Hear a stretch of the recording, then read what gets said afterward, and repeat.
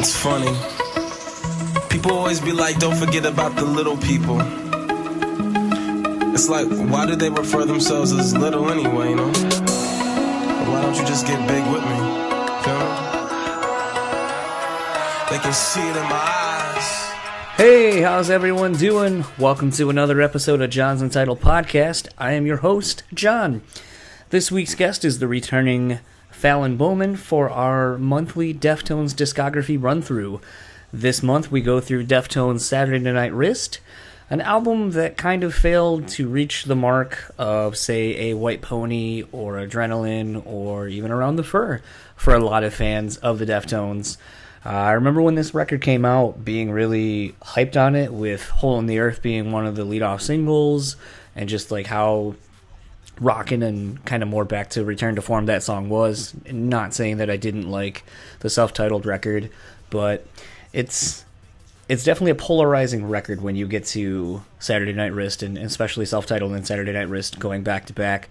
I think a lot of people were expecting White Pony 2 and 3, and while I don't think the band necessarily made any missteps with this record, I definitely think that the general consensus is that these two records following White Pony were not on par with what the Deftones had put out up to that point. So the other thing that's been interesting about these conversations with Fallon was, and you know, I've kind of said it going into it the whole time, is that around the time of White Pony on, that's when I really got into the band, and that's kind of where Fallon fell off. So it's been interesting to kind of talk about these two records, given the fact that Fallon has no history really with these records at all, has basically listened to these records just leading up to doing these conversations. So not really something that she's very familiar with or has much history with like I do, where I've known these records and listened to them countless times over the last, decade plus with these records. The unfortunate thing is as I've seen the band, the band will play stuff off of the self-titled record, but other than this most recent time, I have yet to see the band play anything off of Saturday Night Wrist. Definitely some solid songs on these records, but like I said, I just think the general consensus is that the fans didn't really like it, and Chino has gone on record in some interviews as to say that when he listens back to these last two records, that especially this one, that it feels like a very disjointed record of a band that's got a lot of infighting and can't figure out what they want to do, which I don't necessarily hear per se, but it's interesting to see someone in the band go back through and kind of say that about a record. So yeah, I'm interested to see how people's perceptions of this record are, because I know a friend of mine went and saw the band on this touring cycle, and they played a shitload of stuff off of Saturday Night Wrist, songs I wish they would play now and still would play. But it kind of seems like if you didn't see them on this tour, then probably not going to see the majority of these songs, whatever they did end up being played. Speaking of going to shows and songs being played, over the last week and a half, I've had the pleasure of going to see a couple of shows that have kind of reinvigorated my sense of going to see a live band and just getting excited about newer, heavier music and kind of where it's going. Most recently, I went to go see the Code Orange Gojira tour, with Torch being the middleman. Originally, the tour was supposed to be one of the three dates, with Code Orange opening Death Haven and then Gojira headlining. Unfortunately, something happened and the tour got removed to a different date. Death Haven ended up keeping the date, playing a smaller venue here in town, which I did not attend, and I kind of hear I didn't miss a whole lot, but I do like that band. But going to see it, I was hoping that Code Orange was going to get added to it, and they did. Code Orange is one of those bands I've talked about on this podcast a few times, and I think they are one of the more exciting, quote-unquote, newer bands going right now. They infuse a lot of different styles in refreshing new ways that I've not heard in metal, hardcore, post-hardcore, industrial, new metal, whatever subgenre you want to throw on to the metal community. I've not heard a band really do things quite like this. There are little flashes that it harkens back to other bands in their approach, but I don't think I've seen a band do it consistently, like over the course of one record, and not have it be like, well, here was your industrial song, here was your attempt at a alternative song, and so forth. They are definitely breathing new life into a scene that I've kind of thought has been stagnant for a while.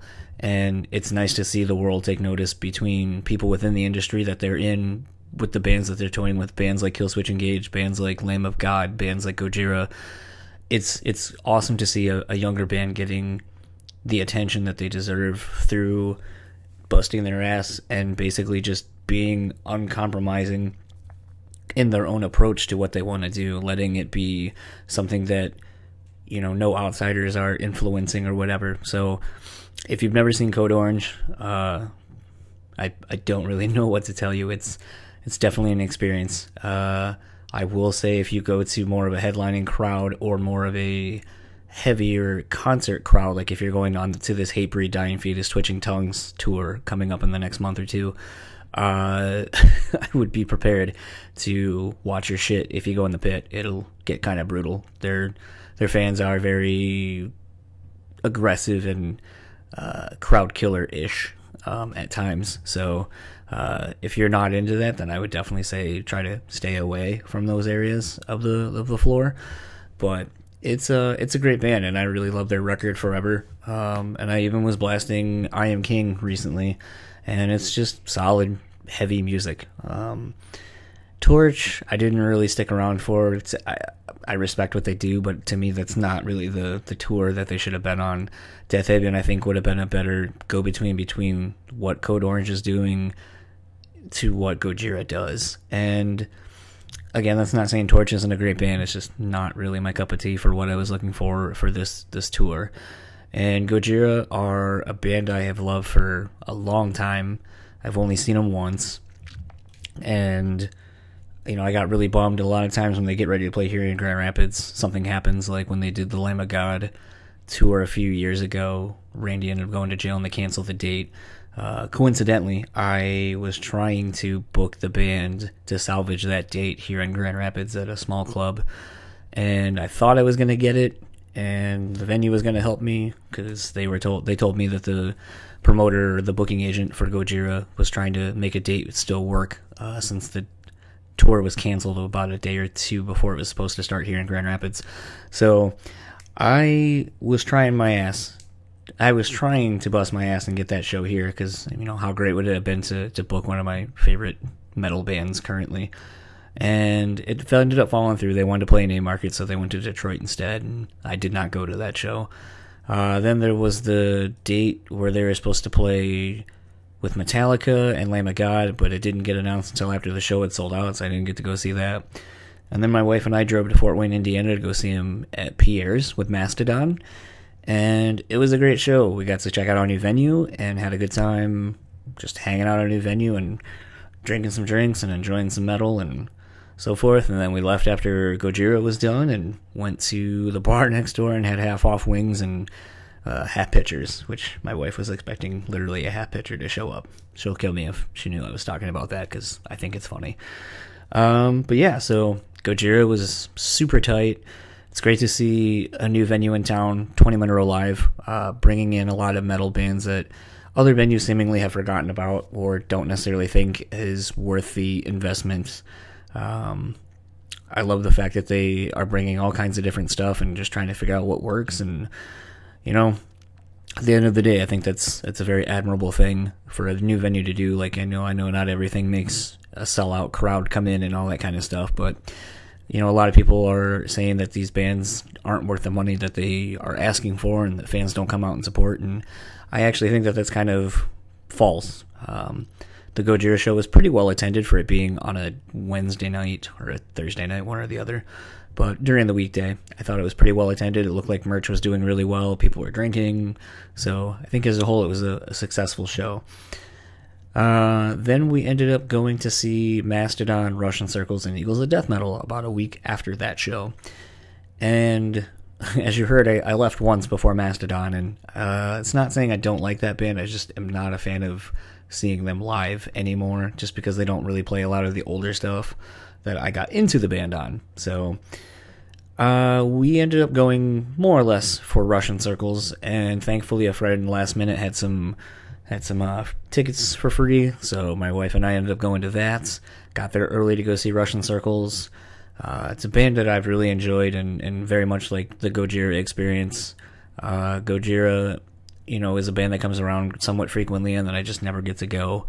And Russian Circles always plays a smaller venue here in town, and it always sells out really quickly. So I typically usually am broke before I find out that, the show is announced and tickets are on sale and then it's sold out. So I haven't been able to see them ever.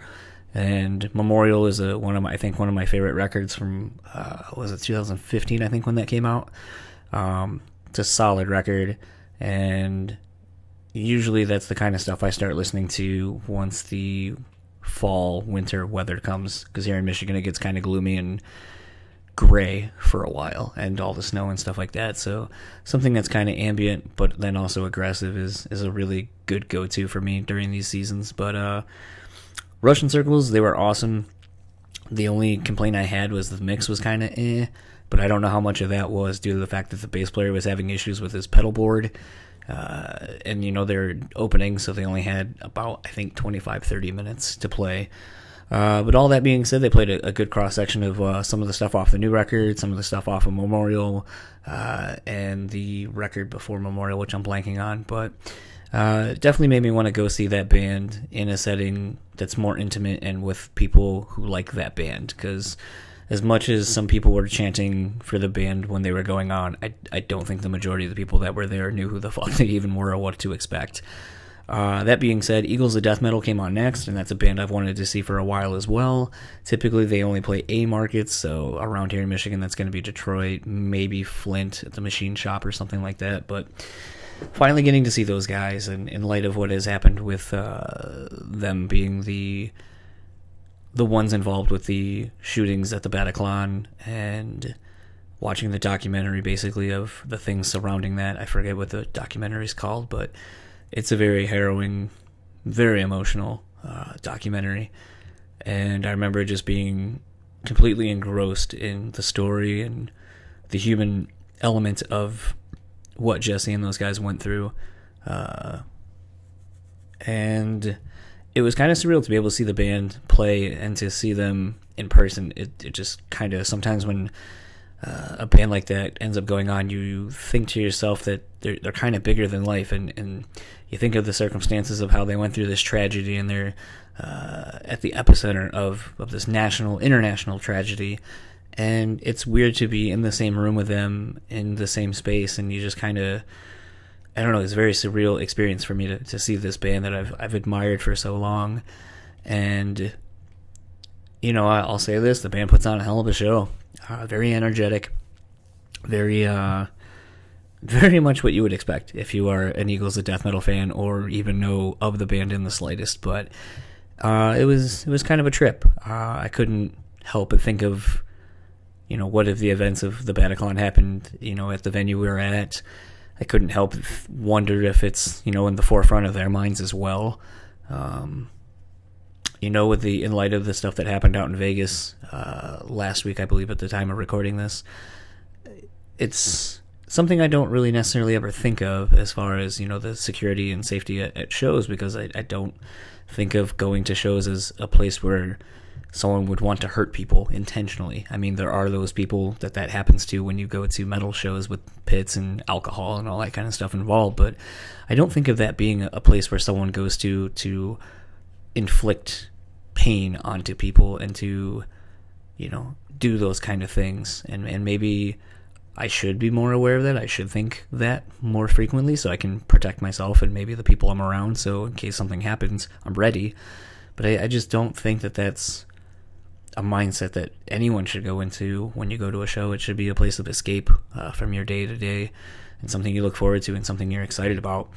And that was kind of the other flip side to that is, I'm very fortunate to go to a lot of shows. I live in a town where, we get a lot of people coming from Detroit going to Chicago, and it's just a quick stop to make some extra money. We got a new venue in town that is through Live Nation and / House of Blues, so they get some money to throw some bigger acts coming our way. We got an arena as well that brings people through. So I mean, all things considered, like, there's a lot of music to take in almost at any given point here in Grand Rapids. And I'm spoiled. Between the writing gig or having friends who work at venues and so forth, or even knowing different bands that tour, I don't typically have to pay for a lot of tickets to go into shows. So I kind of get to the point, I think, of a little bit of show fatigue just because I get to go to so many things. But the Mastodon tour and the Gojira tour really kind of re-sparked my love of why I go to shows, why I love metal, why I love living here in this town where I do, and stuff like that. It's been an interesting week or so of just kind of reflecting on things through shows and just kind of thinking about a lot of the events of the last week and a half as of me recording this. With that, this is a long enough intro as it is. Let's get to my chat with Fallon Bowman.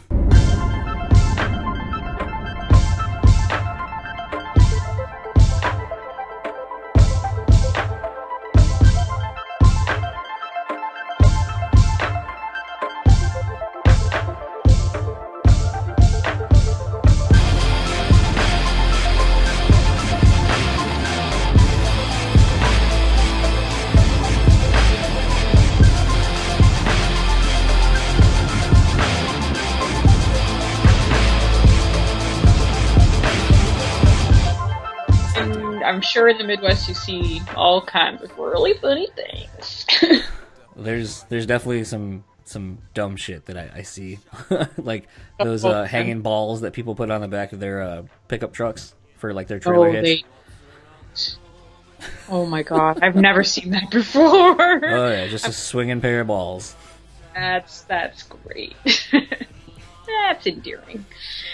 I'm gonna look that up. Swinging balls. I'm sure that will bring up plenty of awesome images. Oh my god, swinging balls trailer hitch. It's called the Truck Nuts. Yeah, I knew it had some stupid name, I just couldn't think of it. Oh my god, I can't believe that's real. Oh, that's crazy. Wow, okay. Alright. That made my night. That made my night. Well, it can only go downhill from here, so... Yes, so. No, I'm excited about this one because I should mention prior to... I don't know, well, you're probably recording now, but I've actually never listened to this record ever until today. It's funny, when I had done a chat earlier with a gentleman from a band out of like the suburbs of Chicago, and they're on getting ready to put out their newest record on Prosthetic Records next week. And so he had reached out to me because of these chats, like, were one of the things that he had heard of the podcast. And so he was like, oh, I'm a Deftones fan, I've heard you guys' conversation, so on and so forth. And then, so I asked him about it while we were chatting toward the end.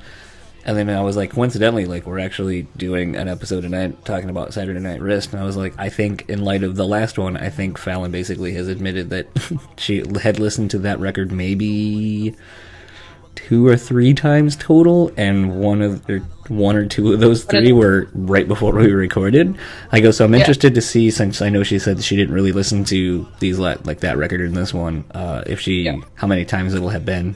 So it's interesting that this is the first time. So I guess I'm getting a real first experience out of you on this one.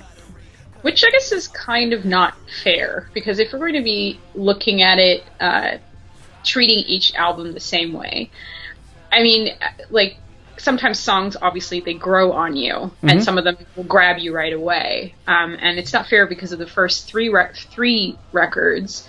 I played the shit out of those ones. Right. But then, and some of the songs I didn't like at first, from what I recall anyways, but then they grew on me after a while. But and even listening to Self-Titled just by itself, none of them grabbed me at all.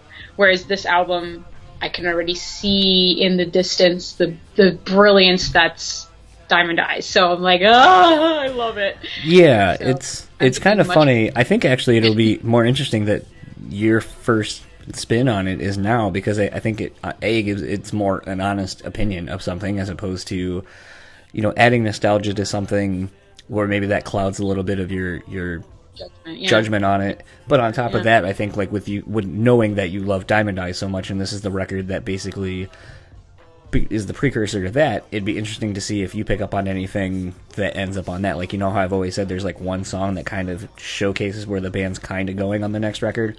when people are like, "Oh, I don't understand where this came from," and it's like, well, I mean, go back and you'll hear it. I think there's definitely some nuances that definitely pave the way for what Diamond Eyes would eventually lay down as the groundwork for that whole album. Definitely, I got that impression. So we'll dive right into it.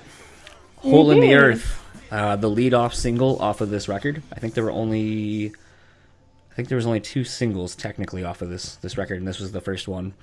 For me, this coming right out the gates, I mean, again, I'm one of those random people and that are far and few between that like the last record a lot, despite what I may have said about how the song's in there or whatever. I definitely think that the track listing, if you move stuff around, I think it gives you a different appreciation of that record as a whole and how strong those songs are, just not in that sequential order. With this song, though, when it came out, I remember, not hearing anything off of it, not having, like a Matrix soundtrack come out with, another song on it that was really weird or anything.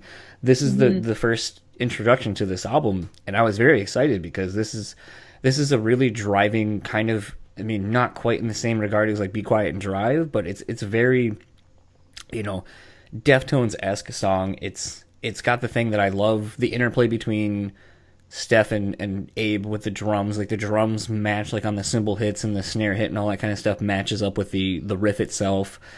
I love the weird fucking sound effects that Frank's adding to it on this. Like, I wrote literally what I ended up writing was those drums mixed with that guitar riff, shitload of exclamation points, and then woo. I go, this is a way to start an album. Chino's voice sounds so great right out the gate, possibly one of the stronger album openers from the band up to this point. The mellow chorus and the bridge is really interesting territory for them to go in, especially right out the gate. Really love this song.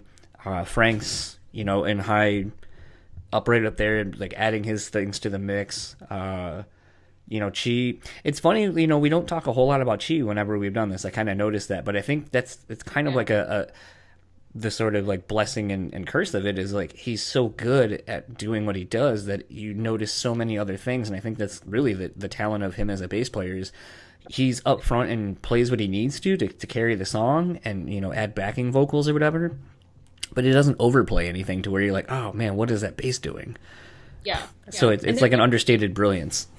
And that's what I was going to say too, is that he was such a force and something that you would look forward to see live. Yes. Because you just knew that he was such great intensity and he could play it with his eyes closed, and most of the time he did play it with his eyes closed. So yeah, it's super sad that he's no longer with us, but yeah, that's the way it goes, I guess. Yeah. Your thoughts on this? Essentially the same thing. I said it's a spectacular opening. Absolutely, 100%. The dynamics are absolutely perfect, in my opinion.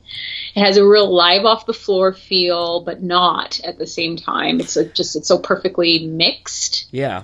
That you can't, you get those hints of them just kind of jamming it out, but then it's not. I don't know. It's very. Just evoked that sort of jam feel, but it's not really at the same time. I don't know how to explain it. It's very strange. No, it definitely has a live room part. Yeah, that he does. It's it seems like he's just I don't know what to say. I'm still thinking about the balls, man. Well, I mean, this song brings those to the album right away. Oh man, the hook is just incredible though. To me is the most going in the Diamond Eyes direction of all. Well, I mean, each song has a little bit of that, but I think this is where I heard it the strongest. And I agree. It's a fantastic opening to this record. Yeah, it's interesting. I would assume this would be a song that the band would open tours with, and I've never seen them play this song. Oh, yeah. They pretty much don't play anything off this fucking record, whatsoever. And I don't know how much of that is due to the fact that this album didn't do well either commercially. And that, but on the same token, they at least play shit off of self-titled, so I don't quite understand why they pretty much don't play anything off of the song. what's the rationale there? I wonder. It's very, but I always found it very interesting what songs bands pick to play. And from my own experience, anyways, for the very short time that I ever toured, it's the singles that you don't want to play because you're so fucking tired of talking about it or singing it or whatever. Like, you're just like, I just want to play. You know, there's always that song that you like on your record more than the singles. So you want to play that one more than the single itself. But people want to hear the single. That's usually what draws them in. I was gonna say, there's a running quote from a Dave Grohl faux interview. It's a real interview, but it's like with Kyle Gass from Tenacious D interviewing him about how to writing hits. And during one of the things, I'll have to send you a link to the video because it's fucking funny, and you'll get the stupid song he makes up like tentatively on the spot stuck in your head because that's how fucking good of a songwriter he is. Yep. But in it, you know, they're talking about how, like, you know, he's like, oh man, you write the hits, you know, the band writes the hits. He's like, let me tell you something, the deep cuts don't keep the mansion running. And you're just like, oh fuck. It's so true. It's true. I was having a conversation because I'm getting back into, or I'm starting the writing process for my next record. So I was having this conversation with a guy that I've been working with kind of on and off for a while, and I'm like, man, like, when we're just sitting there dissecting pop songs, and it's like 4 notes. It's so simple, but it's so effective, and it's, you know, those are the ones that pay the bills. It's what pay the bills is, like, these pop songs that are mindless, or not mindless, but not overly complicated. And I find that if bringing this back to the Deftones, anyways. They're really, really good at making a very simple song, but not dumbing it down too much. They're still so effective. Yeah. For people that don't, because none of their songs are really poppy, but they have poppy elements. They have good hooks. The hooks are. They have great, especially "Hole in the Earth" for sure. Yeah. Next song is "Rapture," and I'll let you kick this one off. This is definitely what first thing I thought was. Like a really refused style attack of a song. Very, very mosh pit inducing, kind of with that in mind, I guess. Written with that in mind. Excuse me. It's a very interesting song because it doesn't sound like anything I had heard from them before. It was like, oh, this is interesting. Like, even the vocal style is really strange. It's attacking it from a completely new place. It's not his regular scream. Like, now he has 3, and I make a lot of notes about his vocal phrasing because he seems to have maybe 3 or 4 different types. Right. And this is a new type that I've added. So I'm like, oh, okay, that's different. Okay, that's, so that's what grabbed me first. I was like, whew, okay, so that singing is different. And I said that the alien invasion keys are so great. It reminds me of Dead Z. Yeah.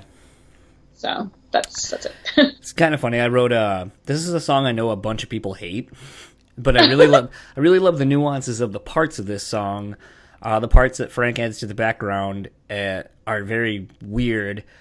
Something that I'll keep touching on throughout the rest of this record, because typically Frank's stuff that he was adding.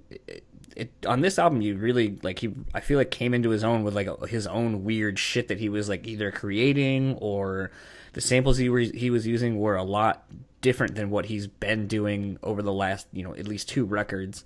Instead of just kind of playing keys like a typical keyboard or whatever, right? And adding notes and filling out sound. I feel like he's filling out the sound with just completely different shit.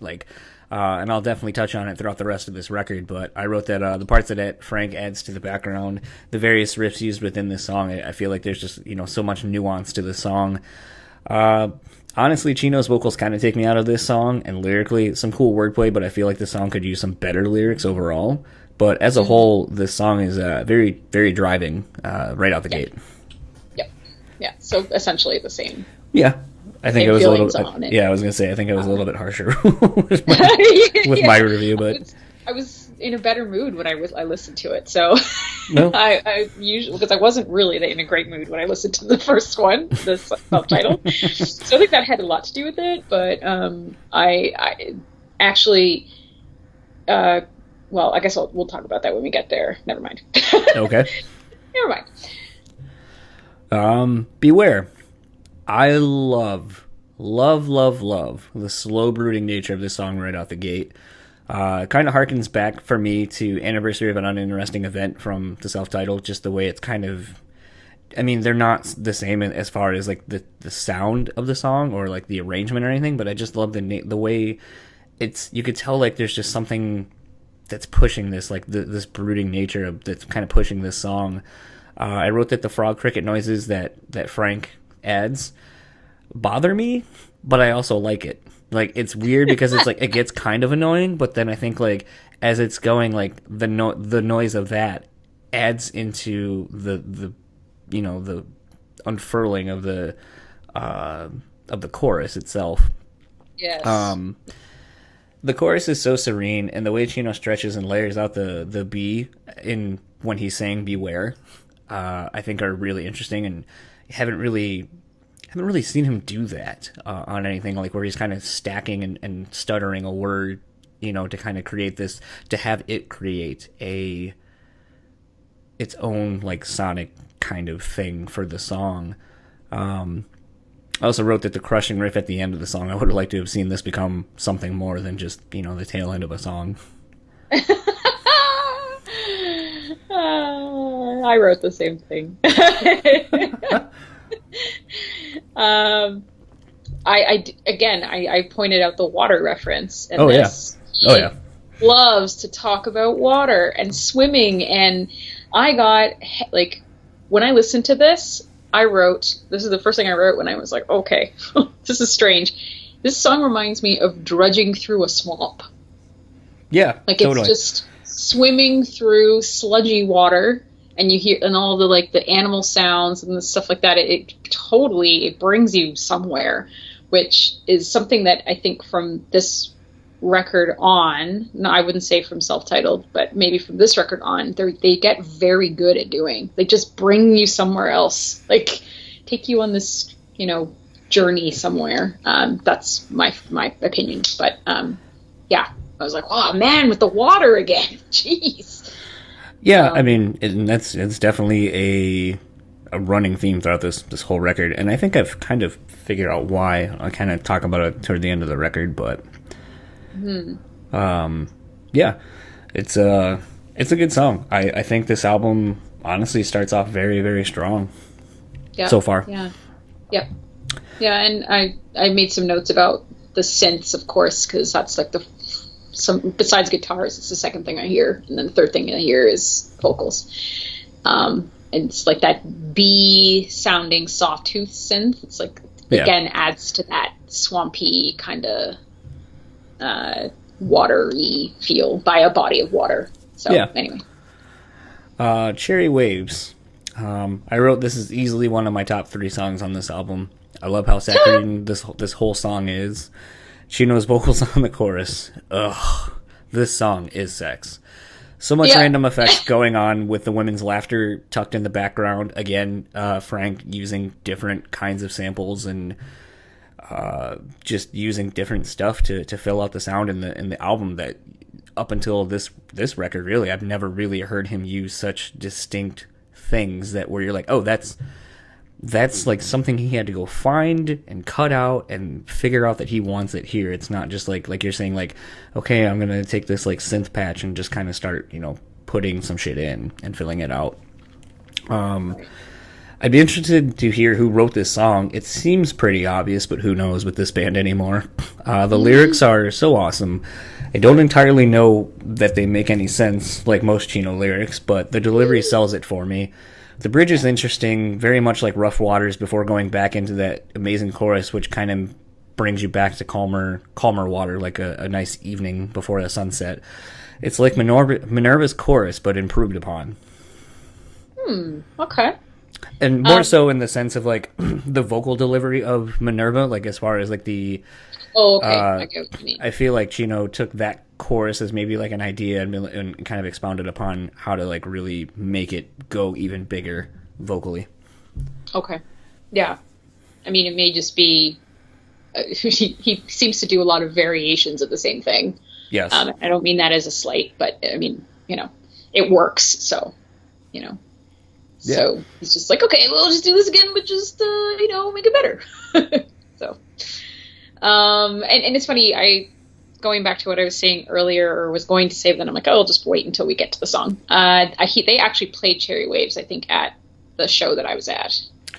I thought they had, and I was trying to think of it, but I mean, kind of to a degree, like, I don't know, like when some of it kind of blurs together when you've seen the band as often as I kind of haven't around this time frame in the last couple of years, but I feel like they played this, but I couldn't remember if it was this or Beware, because they both kind of have similar choruses as far as the vocals, and trying to remember back to a show that's, like an hour and a half long, and you're like, what did they play again?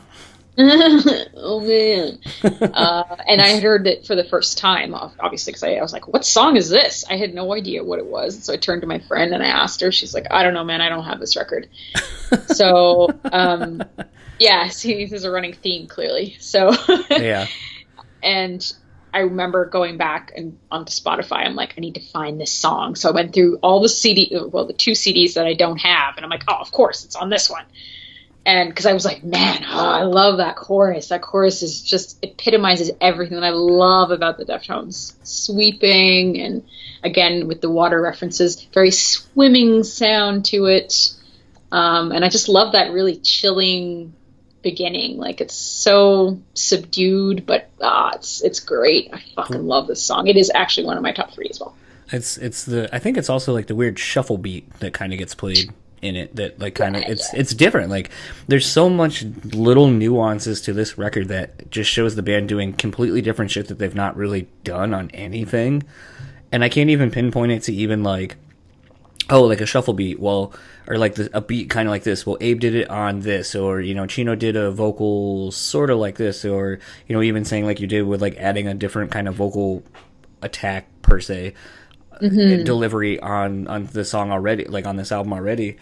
And excuse me, and I don't feel like you see a whole lot of that. So it was one of those things where there's just so much experimentation going on this record that it kind of, and it's done really well. Like, it's one of those things like where they're taking chances and doing very well with it, and I like it. And I think, like, we've kind of alluded to already throughout all of our chats, like, this is kind of where you start seeing the ideas that would eventually, I think, be perfected on Diamond Eyes. Oh, yes. I'm so excited. I can't wait to talk about it. Right? But yeah. I don't know if that was obvious, but yeah. Yeah. Yeah. Great. I'm trying to think. Did I start that one off, or did you? I can't remember. I think that was 2 minutes ago. I think that was you that started this one, so this one's mine. So, in light of me just saying that I really enjoyed all the chances that the band was taking and how well they were doing with it, mine, however, I've heard both. I like the riff to this song. And I don't mind the vocals lyrics per se, but I really don't like the chorus to this song. It feels like they were trying too hard to make a chorus that allowed them to have Serj Tankian featured on this song. Speaking of Tankian, he's not needed at all. Adds nothing to this song for me. Also, the video... Oh, yeah, this was the second single off this. The video is somehow even worse. Maybe that's why I don't like this song as much as I do now currently, because I feel like it's just a fucking terrible video. I feel like with how well the song so far had been arranged, this was the first misstep on the record. In tone and in execution. Yeah, I have that they played this song actually live, because I remember it, not recognizing it and being like, how does everybody know the words to this song? Like, who's heard this song? And I didn't really mind it. I think I recalled Chino actually playing on this song. I could be wrong. Sounds right. I think there's 2 guitars going on this one. Yeah, it definitely sounds a little bit thicker. I really like, I said, the most effective use of a drum roll that I've heard. Yeah. So I just love that when again, like you were saying with Hole in the Earth, that tightness and the interplay between Steph and Abe. I just love it. I'm just like, and I didn't know actually that Serge sang on this song, but I recognized his voice right away. I was like, oh, that's nice. Okay, that's But I totally agree with you. It really does come out of nowhere. You're like, okay. Well, that and they even do like that weird like tape slow down thing where it's like kind of thing leading into his part, and you're just like, God, it sounds like you threw it in there and like edited it in there, and I just, as a whole, everything about this, I don't I don't like how it was executed. Like the production really? Yeah. on it is just really annoying to me. But I don't know. I just, as a whole, it's to me that like with Hole in the Earth being like one of the first songs to kind of be like so far on this record, the only song that's kind of like more faster and like this. To me, like, this song just misses, like, where everything about Hole in the Earth worked, this just misses on almost all accounts for me. I'm really surprised that they put this as the second single. I think if you really look at the rest of the CD as a whole, I don't really think that there's an obvious, like, single. Well, plus, with how popular System of a Down was at the time... Yeah, maybe that's probably what it is. That's why you would, throw this on as your secondary single and try to capture the crossover crowd. Yeah, but I mean, I would have picked Cherry Waves, but that's just me. That's just me. But yeah, you're probably right about the fact that since Serge was on it, they were like, we got to capitalize on that. Maybe I'm not to say that it wouldn't have been the same without him, really. But although I'm looking up. Just kind of looking up to get some background bullshit on this. Apparently, Cherry Waves was a promotional single released in 2007 after this song. So. Oh, really? Okay. Well, there you go. So. And then apparently, as just kind of because like sometimes we mean to talk about these things and completely forget. So I don't want to forget this. So. Sure. The three people they had three producers on this record, which I think is interesting. I was only aware of one. I didn't realize the other one was on here, but it makes sense because it ties into Crosses. But Sean Lopez of Crosses is a producer on this. Bob Ezrin, who I know actually did this because he was on the Talk To Me podcast and was talking about having worked with the Deftones real quickly. And the other is Aaron Sprinkle, who Aaron Sprinkle is more known for working with like Under Oath and Emery and bands of that ilk, not the Deftones. Oh, interesting. And apparently this was also recorded over the course of 5 different studios, one of which being the Morning View house from Incubus. Interesting. So clearly I'd be interested to know which ones Sean Lopez did. Yeah. Just because I know that like his involvement with like Will Haven and all that, like he's pretty big in with the Sacramento scene. Yeah. He's like legendary. Will Haven has a song about him, so like he's great.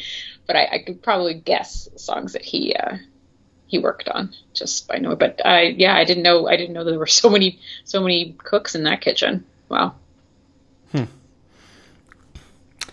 Sorry, I'm looking up lyrical themes on this. I mean, granted, it's through Wikipedia, so I don't know how accurate this shit is. But it's funny, because, like I said, we always talk about these things, and then it's like, oh, I was reading somewhere or had read something a long time ago. So I'm reading, and I'll just read this quickly, just because I think it does kind of show that, we're not entirely off on our line of thinking. It says that Marino described the lyrical subject matter of some of the songs in later interviews. He explained that Kim Dracula, a song we'll get to eventually, was part of his email address at the beginning of making the record. During his heavy drug use phase, beware, or at the beginning of his drug use phase, beware was a warning to others about sex, drugs, and drinking, which were the three main problems he encountered during the album's creation. A story about a witch that Marino wrote during his drug phase, he told in Reverie. We'll get to that. Cherry Waves is about testing the trust in the person has in someone else. The confusion Marino experienced from making Saturday Night Wrists also illustrated in the song Rapture. Communication issues between the divided band during the making of the album were captured in Hole in the Earth. Which, I mean, that you can listen to that and you can kind of definitely tell that it's, about personal shit going on. Marino explained that the record's title as being a reference to the nerve damage caused when an intoxicated person falls asleep on his or her arm. He elaborated on the title, referencing when you're alone on Saturday nights and your only best friend is your shaking wrist. Oh my god! So, wow. there you go. So the water theme and all that wasn't entirely not accurate, or it wasn't wrong. Yeah. But still, we're still wrapped up in a lot of the drug use shit from White Pony.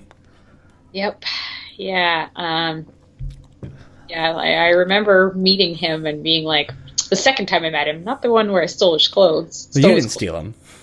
Oh, sorry. You were gifted them. I was the recipient of, I was, I was accepting stolen goods, basically.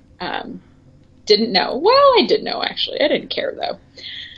I remember the second time I met him, he was not all there, really. I don't know. So it was like, oh, man, you're killing my teenage dream right now. Going into, speaking of teenage time, sort of, this is an old video game reference. Up, up, down, down, left, right, A, B, select, select. Mm-hmm. This one's on you to start. I actually fucking love this song. I was listening to it at work, and I said that and I wrote this down like on a little piece of paper, and I said it makes me feel like I should be in some smoky bar staring at a sexy stranger. Like, that's what it evokes for me anyways. And again, like I had mentioned earlier, just the vibe that it gives you is they just take you somewhere, and yeah. It's incredible. Like I just love it. And even if there's no words, I was like, it's even better. Yeah. I didn't think it would take away from the effectiveness of the song if he actually started singing. Just jamming out with this super, you could just imagine them all smoking weed and like, yeah, man, let's jam this one out. And that's what happens. It's fucking magic. I love it. Yeah. It's actually one of my top 3 on this record. Yeah. Funnily enough. I wrote that I love this song, whereas I bitched about the placement of such a song on the last album. I feel like it hasn't ruined the momentum of this album. See above for that. Would like to see them play around with more jammy type shit like this on every album, be akin to how Killswitch Engage has those acoustic quote-unquote songs where they're like 40-second like interludes or whatever, but they have song titles and such. They become known for on all their albums. Definitely showcases the more chill ambient side of the guys, and love those synths or whatever Frank's adding, as well as the drum pad stuff that Abe's doing in conjunction with his live snare drum, where it like echoes when he hits it or whatever. Mm-hmm. I assume that's a drum pad. It could just be an After Effect that they threw on the actual snare in like Pro Tools or something. Don't know if I want vocals on a song like this, but would be interesting to see what the band does. Would be interesting to see the band do this live between a song or something. Just, a subtle nod to, those who would, figure out what it is. Yeah. Yeah. Because songs like this, I'm always surprised when people are like, oh my god, it like takes people for a long fucking time to realize like a song's coming. And I don't know if that's just because like as a musician, like you can pick up on like, oh, there's the melody to blank song, but it's like veiled in something else, so you can't quite notice it. And then all of a sudden, once like the song kicks in, everyone's like, oh wait, it's that song. And it's like, yeah, well, I mean, if you were listening, you would have noticed. Yeah, they were kind of hinting at that. But yeah. Anyway. Yeah. So seems like we both. I mean, I didn't necessarily say it was like in my top 3, but it's a good song. I really do like it. I would like to see them do more of this kind of stuff. Yep, I agree. It'd be nice. Xerxes. Following the super chill mellow vibe this whole album has had so far outside of Hole in the Earth. I had to figure out what my acronym was for. After outside of Hole in the Earth. While I feel very about this song, it's definitely got a nice groove and enjoyable to listen to. The chorus lyrics are one of my favorite parts of this song, but it also just gets lost in repeated breathy vocals and just sameness of, kind of what this album has already done, but better. I just felt like it took too long to get where it needed to go. Yeah, and it definitely felt very, very sluggish. That was one thing I noticed too. But I did say that I really like the background additions, which I'm assuming Frank has provided. Yeah, I'm assuming. Creating a really nice extra layer, like a frosting on top of the song, or behind behind the song. I don't know how you put frosting behind something, but anyways. I mean, yeah. So yeah, I nothing this song really. I didn't really have any opinion about it. Like again, I was listening to it at work, so I'm like, hum. I mean, I did. I mean, I'm not saying it's as bad as the one with Maine or whatever, but it's The definitely one that just shall not be named. yeah, it's just a, to me, and I feel like every album has that. We've kind of said that, where it's like this song did what this was trying to do better, and you know, in the day and age of knowing that albums have to be a certain amount of length and time or a certain amount of songs or whatever, and maybe that's why we ended up with a song like up, you know, the last one, the up down down left right A B select. Maybe that's why we ended up with that, because they needed like, man, we need something that goes for like 2 more minutes, and it's like, all right. But in a case like where that song works, this one just kind of falls short to me. Yeah, I really having it going from the up down down to this one was like, oh wow, okay, they were doing well. And then I'm like, and it's funny because I don't really get that feeling from Cherry Waves going into Mine. I'm like, oh, I didn't really feel that it dropped off at all. It was like, okay, it's there. I mean, tempo wise, like, no, it didn't drop off at all. I just, to me, like I said, it's just basically Surge and the chorus. I'm not a fan of. Yeah, and for this one, I feel it was very, I don't know, but I tried to be positive, and I was like, okay, well, the background additions I like.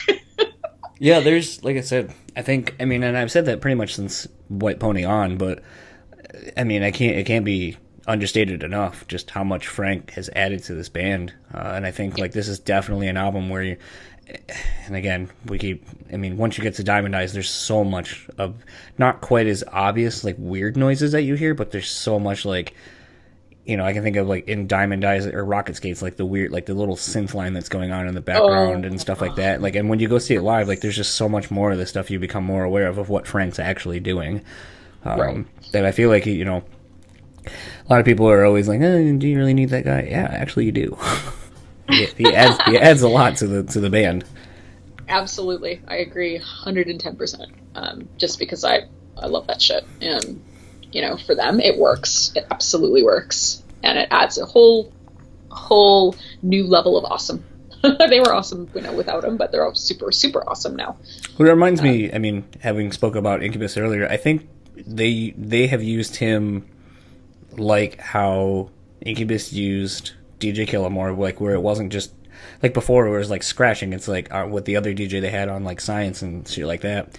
When they got DJ Killamore in the band, like he started adding like textures and different things to fill out the sound in a different way and be able, like, you know, I'm thinking of like off of Morning View, like some of those like Chinese strings and stuff like that he's adding to, you know, the songs and so forth that like add to like what Mike's doing on guitar. And, you know, just really contributing to the vibe that I think the band's trying to reach for and really taking it to that next level. And there's only like a handful of bands I can ever think of that instead of having like a DJ, they had someone who actually did that. And it's like, you know, a short list, and it's like Chimera. Really? Chimera had a totally Chris Picuza. I was like totally blanking on the dude's name. He would do that kind of shit all the time, and like in the documentaries, they would show him working by himself, like pulling out, you know, different sounds and stuff like that, and like bending them and bending pitch and all that kind of stuff, and throwing them in the backup songs and all that kind of stuff. And I would even say to a degree, like Marta from Bleeding Through is another one, but she was more using like keys and synths and stuff like that, more a la like Cradle of Filth kind of stuff. Right. So it's interesting. I mean, as you get into like heavier bands and more like stuff like that, like a lot of people use like DJs and keyboard synth players completely differently. But I think, and you know, now knowing that Sean Lopez helped produce this record, I wonder how much like he influenced like the mix on this to be like, yo, like let's push these up a little more. Yeah, and you know, bring it to a whole new glorious level. Yes, glorious, you should say. So moving on, next song is Rats. Mm-hmm. That's you. Oh yeah. It's very. I think that this song and Rapture are very similar in my opinion. very Refused-esque. That same sort of, that fourth vocal phrasing that I was talking about. Yeah. Because I think it's the same sort of delivery. So I'm like, okay, so it's the same song, but with a Deftones style chorus. And then I put, oh my God, breakdown evokes Sepultura feelings. I don't know what that means because, like I said, I heard this song for the first time, so I'm like, oh girl, that sounds like Sepultura, or reminds me of Sepultura. Definitely a Mac Cavalera type riff. Yes, sir. Yeah. But yeah, that's all I wrote. I feel like I wrote a shitload for this. Go for it. I have a love-hate with Chino's vocals on this. I feel like it's supposed to elicit the same style vibe as Elite from White Pony, as far as like that live handheld microphone type sound with the aggressive vocals, but it just doesn't come across right. Like either they didn't mix it correctly, or like it just kind of sounds weak when trying to do it. Like he's pushing and it's not getting out what he wants to me. Or maybe I just want more out of the vocal than I'm getting. And who should produce the record? make them re-record it.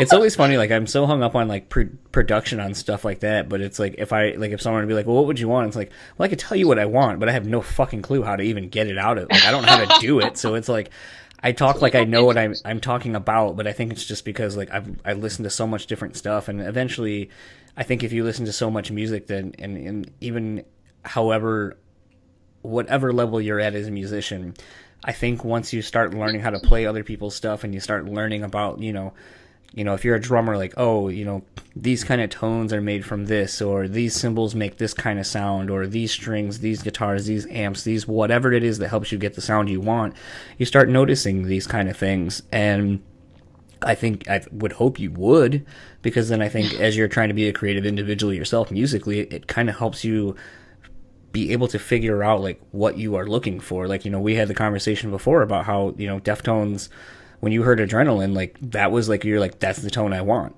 How do I get it? Like, what has he got? That's how that's why I play ESP. That's why I was playing, Marshall or whatever at the time, or even a 51 or a dual rec or whatever, and stuff like that. And it's like, it's in paying attention to that kind of stuff and listening to music over the course of however long that I think I would hope that people would start getting an ear for more of the production of things, or figure out like why they don't like something. It's like, oh, I don't like how muddy this guitar tone is, or I don't like how this vocal sounds, or whatever.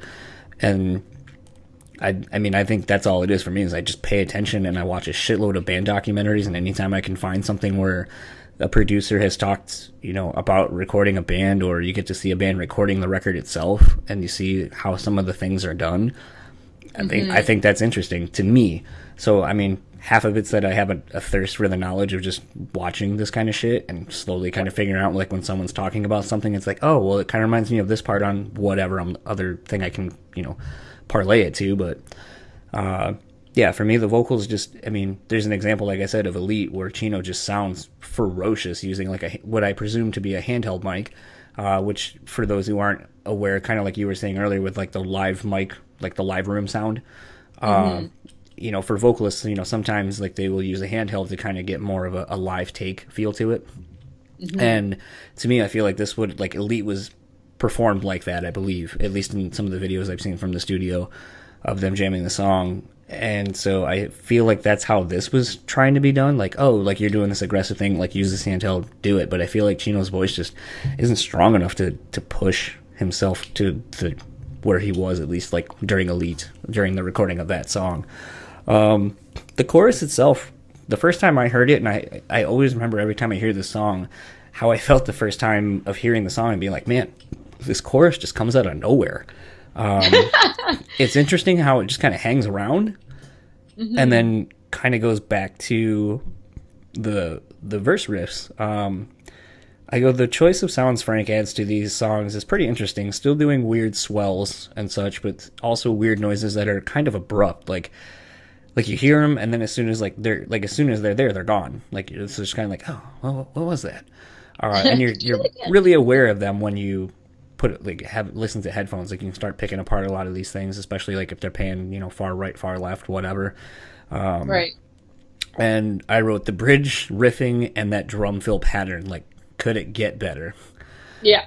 This continues that trend of the Deftones using one song where they just have like a super brutal part in it and then go back to whatever it came from, and you're just like, oh, fuck, keep doing that. It's like when someone's scratching your back or whatever, and you got an itch, and you're like, oh, keep doing that, and then they just stop, and you're like, oh no, I want more. It's like dogs and cats do that. They're like, hey, you're not done yet. Okay, you're gonna keep doing that forever. Yeah, but it's got that super brutal part that makes you want more. And is tastefully done? Question marks. That ending scream, though. Whew. Yeah, so I think maybe I was going to say about whether or not his voice was super strained at this point. I'm surprised they would have chosen that take of all of the ones that he probably did. They could have just chopped it up so that it sounded, so that he didn't sound like he was about to die. Yeah. And like you said, I don't know how much of that, like, I never really thought about it being, like, an extra layer to a vocal that he wanted to experiment with. And, I mean, like you said, there was another instance on this album where he experimented with this vocal styling and phrasing, and I didn't mind it on that one so much. But this one, like I said, I just feel like either they use, like, a bad take, or maybe his vocal is so far up front in the mix that you're just able to kind of hear the dryness of his voice, where it just kind of seems like you're pushing it too hard. Yes, and I mean, it's very easy to do that. And he has a very, what I call a head scream. Yes. So, you could hear his throat dying, like literally cells are dying. So you're like, oh man. But yeah, I did get that. Now that I think about it, I did get that feel too. I'm like, whoo, he is straining. he's gonna shit everywhere. I don't think I took it that far, but all right. Yeah, well, you never know. Yeah, I don't. Pink Cell Phone. I wrote that this one feels kind of out of place. It's quirky, and I can't fault them for throwing this on the album in light of Lucky You being on the last record. It's not necessarily my cup of tea, but I also don't skip it when it comes on either, so what does that say about me? The ending, I think, is what sells it for me, and it's over-the-top, quote-unquote, vocals, lyrics. I wrote pretty much the same thing. I'm like, is this some sort of weird sneak in again? Like that, and I write like that other song that I don't like on the other CD. Which was, there was more than one, but you know which one I'm talking about. But I like it. I like it. It's super fucking strange. Yeah, this definitely feels like and it's funny, like, I almost wrote it in, but I was like, I don't need to bring up crosses or anything else again. And I go, but this feels like something that Sean Lopez and Chino would have done to me. Like, there just has, like, that crosses vibe to it, like, especially, like, the weird swells that kind of go in with the, like, AM radio, as I call it, like, the AM radio vocal effect. Right. Which, or, like, before it goes into, I guess it's sort of like it's halfway point in the verses, where it has like that weird, like, kind of like swirl where it's like, I can't even think of how to put a actual like thing to it with my voice to mimic it, but I always thought it was kind of weird, and I was like, it just seems like something Sean would do, because like there's like little glimpses of that all over that Crosses record and some of the like the other shit that he has done. So it's funny that I almost wrote that, and I was like, everyone's gonna be like, oh, you're too high on like Chino and doing like all like his side shit and loving it. So I was like, I'm not gonna write that. And then as I find out now that Sean produced this record, it's like, I was fucking right. Totally makes sense now. Yeah. Cool. And that's why British people have bad teeth. It was one of those, I mean, with the latter part of this record, like with Self-Titled, none of them really grabbed me. It has such a strong start, but then I'm like, I mean, I don't hate them. It was just that these latter songs, I'm like, meh. Oh, man. This is where you and I differ again. Yeah, that happens. So, Combat. I'll let you kick this one off. The only thing I wrote has a lovely melodic chorus. That's it. Uh, you see, I'm trying to be super Canadian here. I'm like, okay, I'm just going to be really nice. Sorry, I don't like your song. But you know what? You have a really lovely melodic chorus. like of some doting grandmother. Yeah. I wrote, this is definitely the song I usually skip on this album. It takes too long to get where it's going, something I had said before. I don't mind the chorus. It's actually a really strong chorus, but I just feel like the song as a whole has way too many parts that don't work. Lovely melodic chorus. Yeah, I mean, there is the positive mixed in the hateful Oreo sandwich of the rest of it. That's okay. That's fine. This is a safe space. Yeah. Well, Yeah. I guess we'll just move right on since we don't have anything positive to say about that. Kim Dracula. I wrote, I love this riff and the vocal. It's so bouncy and catchy, and it just really sets a strong vibe for this whole song. I love the effect that Chino uses on his vocal during the chorus. This is definitely one of the other top 3 songs for this record. Seems to be an overall theme. I wrote, seems to be an overall theme about the earth and its conditions and how we treat it. Apparently I was wrong. Apparently it is not about that. But regardless, that's how I felt about it at the time, not knowing that it was a part of Chino's email. Safe space. Yeah. Maybe, earth as a metaphor for the body. Yes. Or something, who knows? I didn't really like the vocal patterning on this one. It falls into the 4 that I've categorized him as having. He has this really the swimmy vocal style, which is like da da da da da da. I love him to pieces, but it gets old. It really does. I'm like, okay, I like the fact that he played around with something new with Rapture and Rats. Like, it's like, whoa, okay, that's different. That's interesting. But for me, I felt that the song just didn't grab me. It did, even this is the first time I've ever heard the song. Right. So that might change. But I think that's a very honest opinion of it. Like, usually your first opinion is typically the one you keep. Yeah. So. Reverie. This one's you. Okay. Again, water reference. Rivière means river in French. Yep. So that guitar, there's a guitar part that reminds me, and I think you know what I'm going to say. I think I said it on the last episode, or the one when we talked about White Pony, actually. Yeah, I'm like, oh, tonight I feel like more. Yep. It's coming. It's exactly the same. It is. I thought, I'm like, whoa, hold the phone. Yeah, because when I learned how to... Down the joints. I was going to say, when I had learned how to play this on guitar recently, I was like, this chord phrasing is exactly the same as this. Just slow it down a little. But what's funny, though, actually, it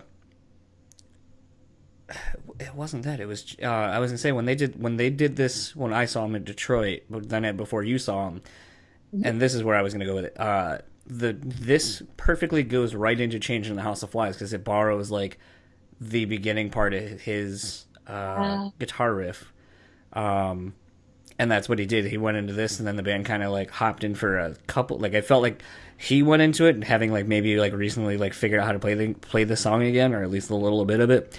And the band didn't really hop in as they do on this song, and then they went into Changing the House of Flies, I believe. I'd have to look that up again, but I'm pretty sure it was changed. Because it was toward the end of the set, and I was like, holy shit. And then that was what made me, because I never really knew what tuning this song was in. So when I saw him go from back to that, I was like, well, White Pony's all in C, that as far as Chino is playing, and Chino pretty much always plays in C tuning. So at that point, that was the aha moment where I was like, oh, okay, so it's in this tuning. I should be able to figure it out from here, because he uses a lot of the same chord choices in his songs. Yeah. Singing and playing hard shit. And he also plays to his vocal pattern, or plays to his strumming pattern, however you want to put that. Yes, that's true. But anyway, you were saying to continue. No, I was just saying that it's a very low key song. It's not offensive at all, but it's still very effective.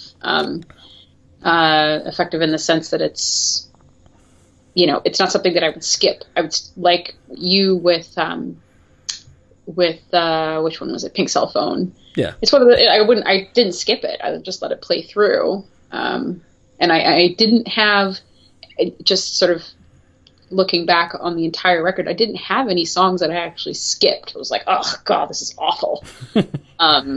I let it play through and I listened to it like multiple times, but it didn't offend me at all, where I'm like, oof, no. Not like the last record.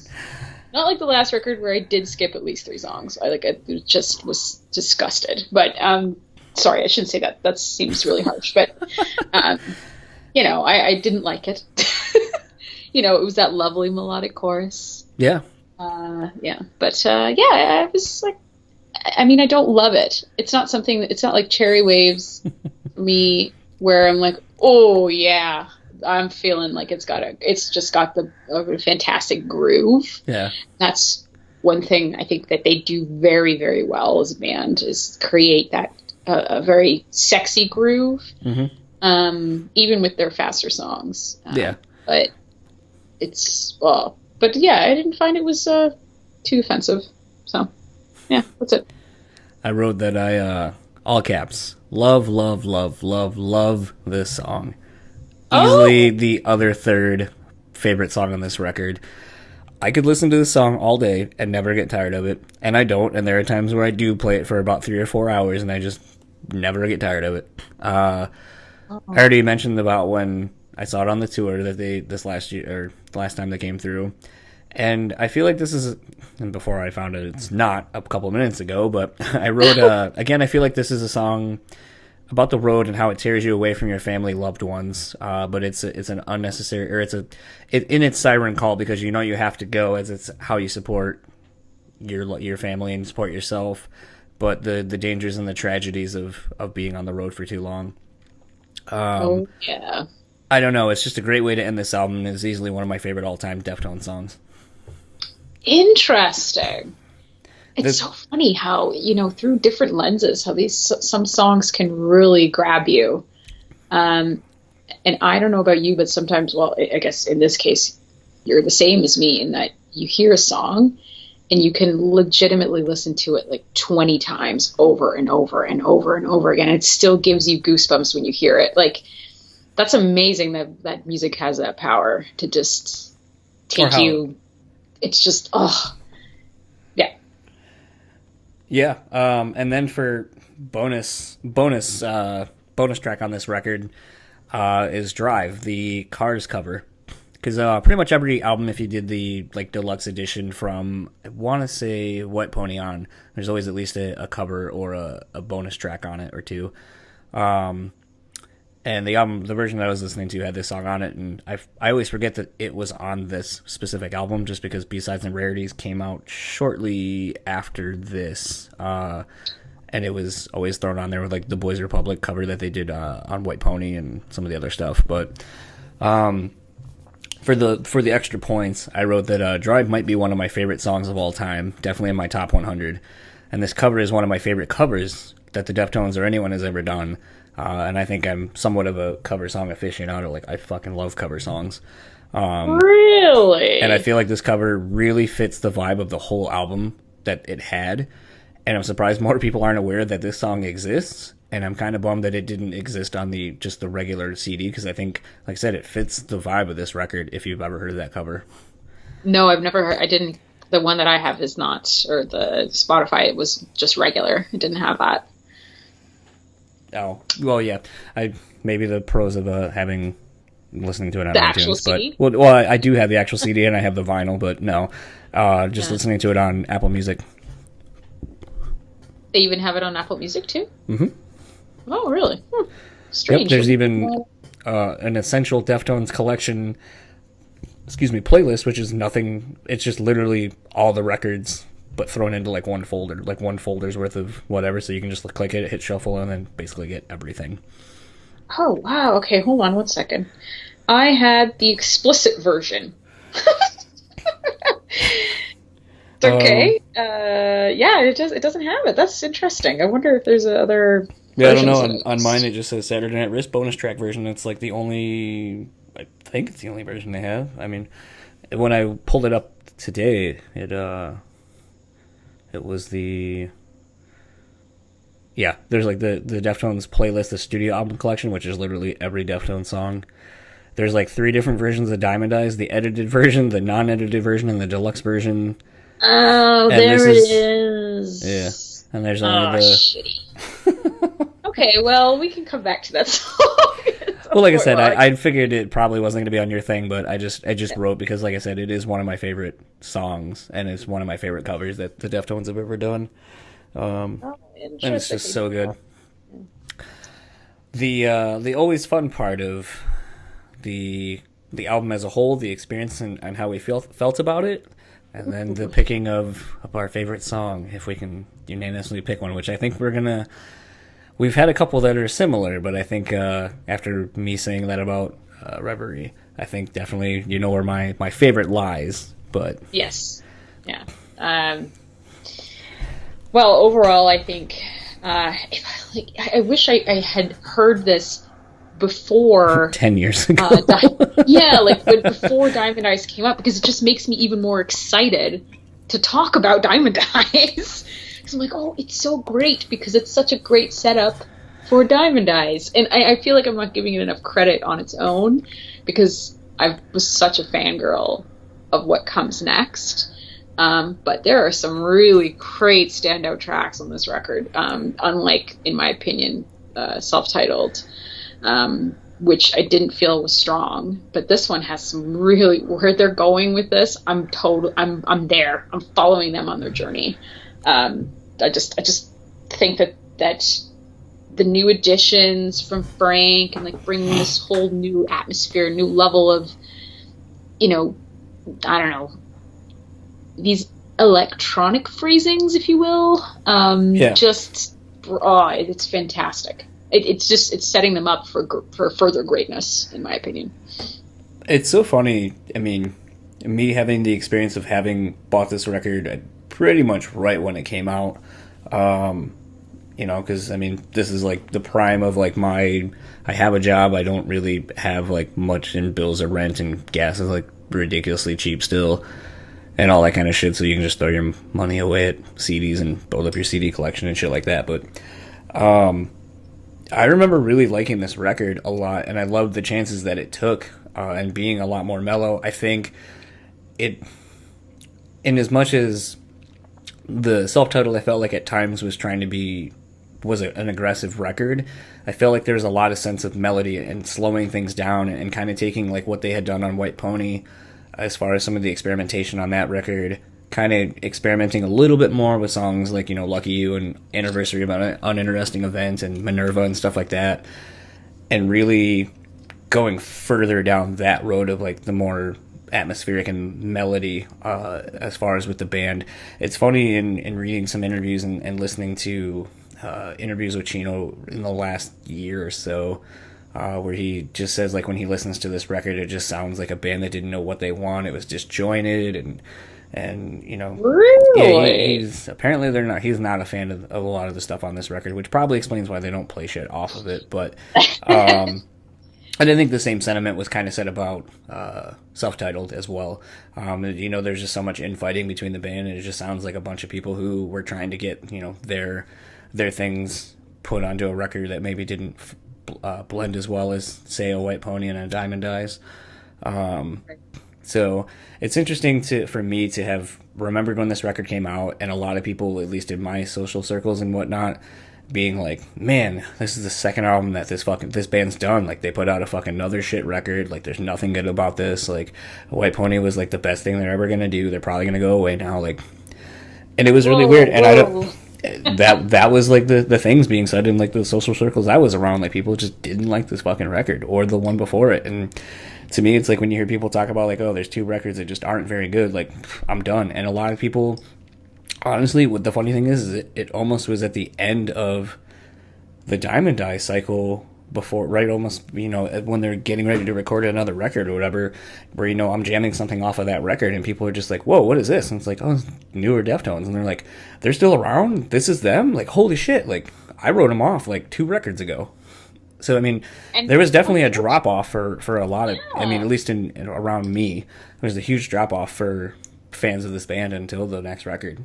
So and we'll get into that, but we'll kind of tease it as we kind of have been the whole episode. But it was very interesting to see how well received Diamond Eyes was and how excited people were for Diamond Eyes, considering how so many people seem to have kind of written the band off and were just like, this band's done, like they're not the band that I grew to love. Yeah. No, So- you're absolutely right. I chanced. I had I can stopped. actually, I guess that's a good point. Like you kind of were. I mean, for whatever I your was one reason, of those you were people. basically one of those people. Yeah, no, I was like, I had been listening to other things, kind of exploring my own journey of different kinds of music and whatnot, and listening to pretty much everything but metal or any kind of hard music for a very long time. And Diamond Eyes was really what started me back on listening to heavy music again. It's very strange, and I just chanced upon I think it was on iTunes or something like that. I'm like, holy fuck, Deftones has a new record, and listened to it. And I'm like, oh, I need to actually go out and buy the CD. Like, is that a thing? Because this is fucking awesome. And yeah, I was one of those people, definitely, but for different reasons. It wasn't because I didn't like them. It was just because I didn't lose faith in them or anything like that. It was more just that I was listening to other types of music, like more electronic music. So it wasn't in my purview at the time. But they definitely brought me back. Whew. Well, I know the next episode will be definitely one where we'll probably have a lot more positives to say and fan out on. Oh yeah, it's fantastic. I'm just looking here. So, because are we going to be doing B-sides and rarities, or are we just doing the main ones? Well, I think on the last episode I had said we should go through all the studio albums and then come back to the covers and B-sides and rarities. Oh, okay. Well, no, I think it's interesting. Years ago, when I was on tour, when I was touring, a fan had given me a collection. Like, this was before A mixed B-sides CD, and as it were? rarities. It was a mix. No, it was definitely like something he downloaded off of Kazaa or Napster or whatever it was, and he put it together for me. He was like, "I know you're a Deftones fan. I want to give you this." I'm like, "Okay, cool." So I listened to it, and it has all of these songs, except it doesn't have. He did a cover, and by he I mean Chino did a cover of "Sweetest Perfection" by Depeche Mode, and it's great. That's one of my favorite Depeche Mode songs. I feel like potentially that's on the covers record itself. See it unless I'm just. What was the song called again? Sweetest Perfection. Oh no, I'm sorry. I was thinking of Savory. Oh, Savory, the Far song. Yeah. Yeah, no. Yeah, no, I mean, the band always does interesting covers. Like I said, on White Pony, it was Boys Republic. On which is a Duran Duran cover. On the self-titled, I want to say, oh shit. On the, it's actually, like I said, it's one of my favorite songs. I'm gonna play it now. But no, on the self-titled, I'm totally blanking on actually what the cover was from that. And then on this one, it was Drive. On the Diamond Eyes, yeah, it was Ghosts. And there was a cover, and I'm totally blanking on what the cover was from that.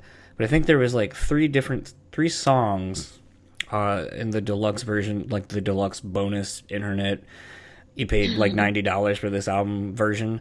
What? I'm kidding. Caress, I think, was the cover, or maybe it was Do You Believe? It's funny. I have access to like look these things up, but I'm totally blanking. But That's okay. But It yeah, was just a question. Like, yeah. I think one of the more crazier ones too of the covers was Simple Man. Okay, hold on. Yeah, by okay, I see Skinner. that. Yeah. Mm-hmm. Yeah. They always do very- interesting, very diverse, kind of like when they did the Smiths' Please, Please, Please Let Me Get What I Want. Yeah, and he did a Sade cover too, No Ordinary Love. It's Interesting. a great cover if you've never heard it. He loves female singers. And he also loves 80s music. 80s synth new wave is like one of his favorite genres. It makes it very, very obvious. I would have loved to have met Chino in the 80s. When he was just a kid? When he was, like, not much older than me. Yeah. So, favorite song off this record?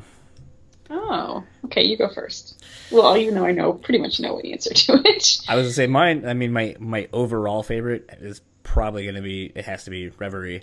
I would say the other two that I said were in my top three, though, are Cherry Waves and probably Beware.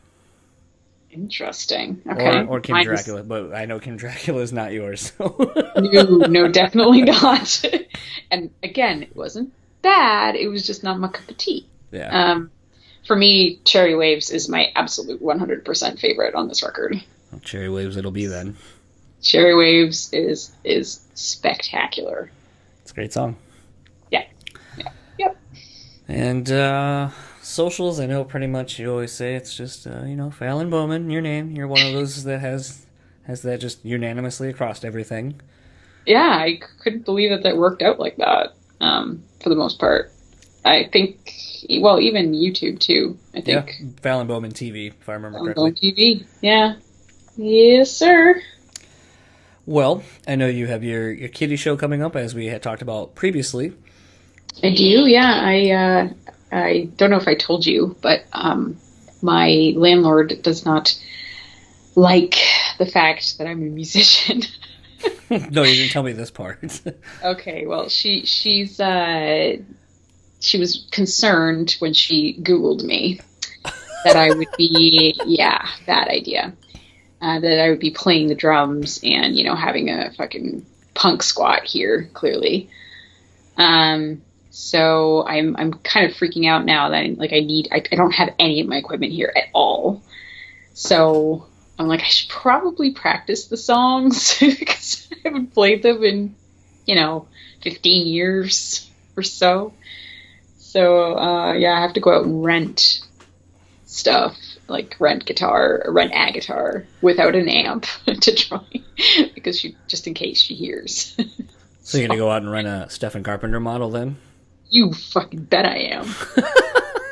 You fucking bet I am. Because, I have one already, but I need another one. It'd be funny if you grabbed an 8-string and just brought that in, and people were like, what the fuck? It didn't sound this heavy before. And you're like, I know. I brought Kitty's first record to a new level. Guess what? The re-record contract is up. We can fucking re-record this bitch now. Exactly. We can have like a whole new spin, even though it would never happen. But, so in all seriousness, I probably should practice that and, kind of gear up for it, because it's going to be October this weekend. Yep. And the show is like 4 weeks away. So that's frightening that's a thing. But yeah, I'm just kind of gearing up for that and recording, or hoping. I'm going to be meeting with the guy I hope to work with tomorrow to try and figure out what I'm going to do for my next record. So, yeah. Well, maybe you should put it out there. If anyone is a fan of yours and lives near you, you can just say like in a general area, and would let you use their space so you can practice out loud, and they could in turn watch you practice these songs that they should probably know and love. Hey, there you go. You're better at selling it than I am. Because I'm afraid to sing in my own house, which is torture. But I would like to actually rent a space and just go there every single week or something like that, and like actually get to sing out loud, because I'm like, I haven't like actually screamed, metally scream in years. I'm gonna sound like a dying cat, which is appropriate. But I should probably practice. Actually, it's really funny. There's this Facebook page. I think it's like Worldwide Hardcore. I don't remember exactly what it's called. Basically, like the whole premise of this video or this channel or Facebook page or whatever is that they bring up bands from like when they played like they just posted a video of like the Red Chord and Every Time I Die circa 2002 at CBGB's, or you know, like Hatebreed, like from '98, or you know, just bands that from like before they got as big as they got. And I want to say, I mean, typically it's usually like hardcore stuff, and I don't know if it's because I keep seeing these videos shared, or maybe the Kitty page shared this, and I kind of saw it through my feed very quickly, or you did, or whatever. But it was like a side stage photo or side stage video of you all playing. It looked like a hangar to me. Like it was just like a very tall ceiling, very wide open stage, almost like a festival stage, like an indoor festival stage. Yeah. And I don't know where, obviously it was around the Spit era, but it was funny because the song you were playing was, I'm pretty sure it was Brackish, but what's funny is it reminded me as I saw your vocal, and I think we had talked about like how you were talking about, you know, having to do vocals again in such a manner. And what was amusing was I was reminded, having talked to like my best friend for an episode we did, and when we were talking the night before we recorded, we were talking about, we brought up like old bands like Flybanger and, you know, shit like that. We talked about Dead Sea and a bunch of these other bands from like the new metal era. And what was funny is we were talking about like, you ever go back and listen to the songs now and maybe hear things you didn't notice or whatever.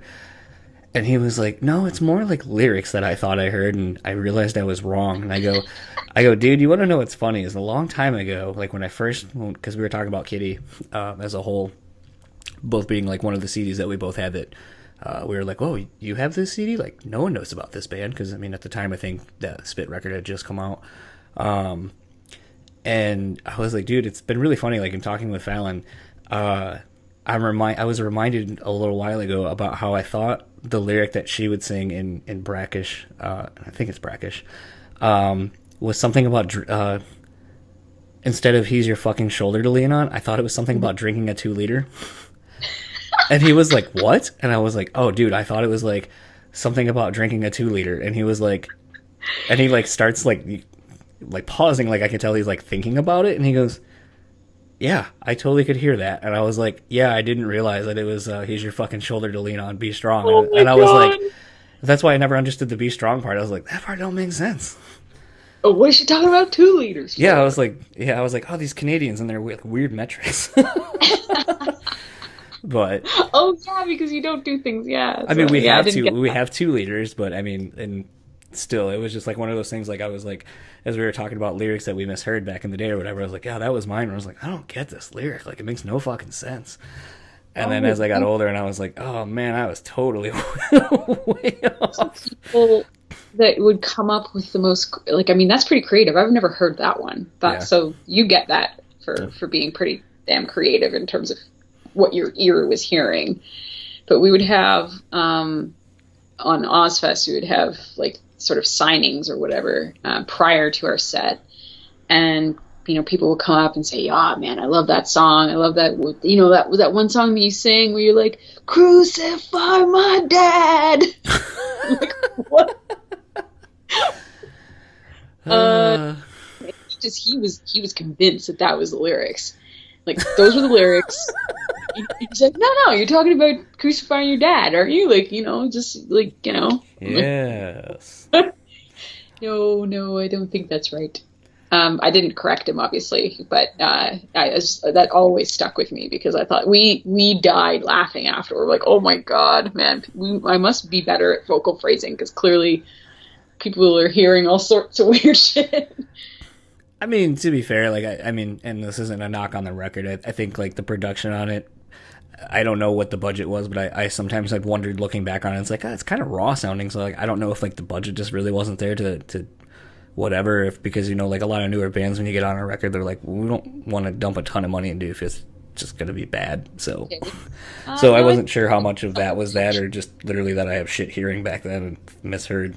I mean, it was okay, but I mean, also it was 2000 or 1999. And I mean, I guess that's kind of the other side of it too. Is just like literally, like I think around that time was when everything started going to digital slowly, but a lot of people probably didn't know how to really use it. So you're still probably recording to tape. Mm-hmm. I think there was both at the time. It was kind of a split between, as far as I remember.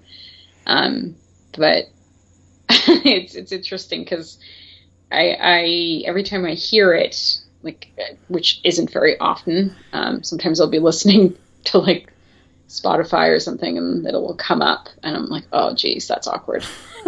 And it like, your immediate visceral reaction is to press next. You're like, no.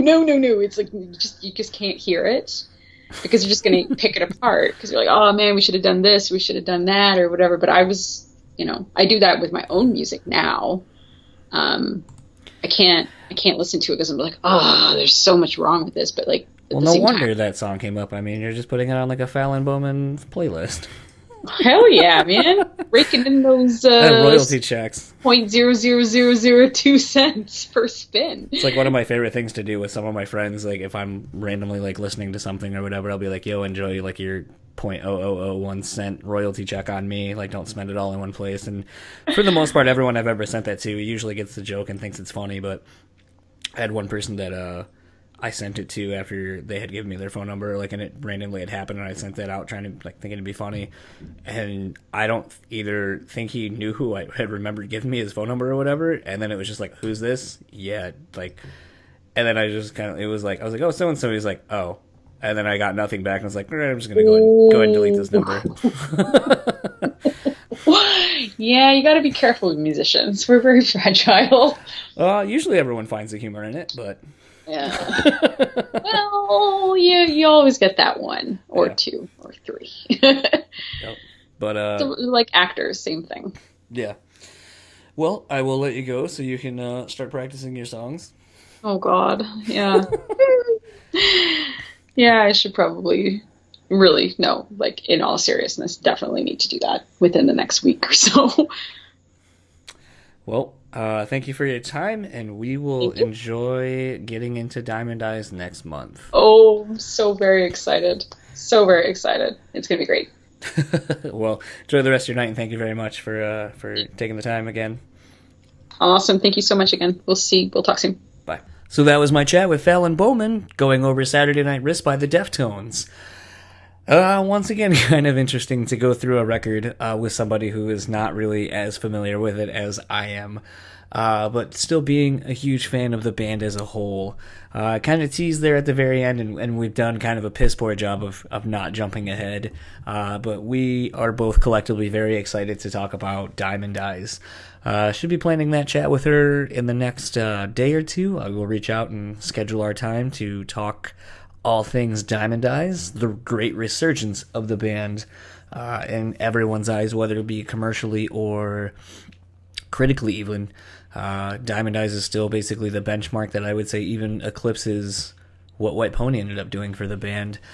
And so, I mean, we're going to get into all of that kind of stuff and where we were in our own lives and, what the album has done as it's aged over the last few years now. All that being said, I'm going to wrap this up and kind of keep it short because the chat ran kind of long and the intro was kind of long. So, socials. You can follow Fallon Bowman, as you heard me say, at Fallon Bowman everywhere on Twitter, Instagram, and Facebook. Her YouTube channel is Fallon Bowman TV. I believe she is still doing sporadic videos. I think she has a Twitch, maybe for her video game stuff. I'm not sure. If it's online, though, it should be under the Fallon Bowman TV channel. All that being said, I have socials as well. If you would like to follow me, where I usually post videos or things pertaining to the episodes that you're hearing. Twitter, while I was editing this episode, I made a reference to truck nuts and hashtag them. So if you would like to follow me and get the inside scoop on some of these things before they go up, and you can follow hashtag truck nuts. I have no idea what's on there, so maybe you don't want to do that. But if you would like to follow me on Facebook, Instagram, YouTube, you can follow me at John's Untitled Podcast, all one word. Twitter at John's Untitled Pod. And if you would like to email me, you can do such at johnsuntitledpod@gmail.com. You can find these episodes on SoundCloud, Stitcher, iTunes, or I'm sorry, it's not iTunes anymore, it's Apple Podcasts. Because, when everyone starts to finally know what something is, why don't we change the fucking name? Because that makes sense. But yeah, you can find this podcast wherever you're listening to it currently. If you would rate, review, and subscribe, that would be greatly appreciated. Without further ado, we're going to end this episode as we always do with a song. And as you heard, we picked Cherry Waves off of this album to be the song that we think is the best off of this. So without further ado, cherry waves, and I'll talk to you guys next week.